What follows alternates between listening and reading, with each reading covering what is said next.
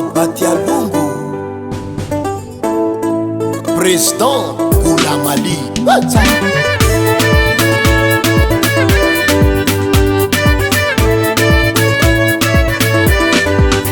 Baba Tialungu, atia fiavana.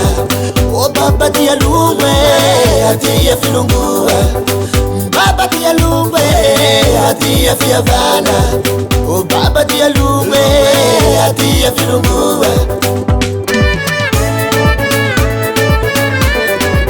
Fananga ndaye, fananga ndende.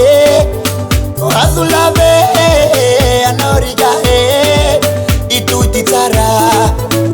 Uya wene, ituti tara. Uya baba. Baba Tialungu tia mana uasa sua. Mana pinda timaru reke.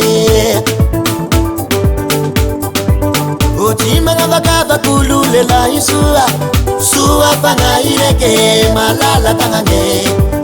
Sua panga ireke malala tangange. Mana pita nura reke. Tia fia rua reke lela imahere. Baba Tialungu, atia fiavana. Oh Baba Tialungu, atia filungua. Baba Tialungu, atia fiavana. Oh Baba Tialungu, atia filungua. Missa o caso, Président Goulamali. Anakatimu lela itsutra reke timanga Sidia taba vatia filamina. Azami sala sala mama tumave.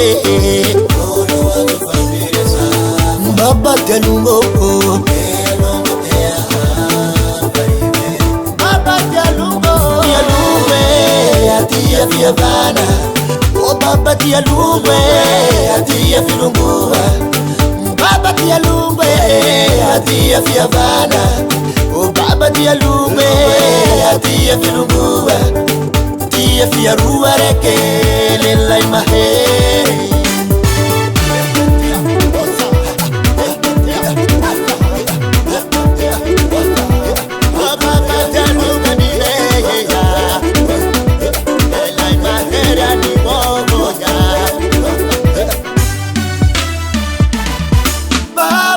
Baba Tialungu, atia fiavana.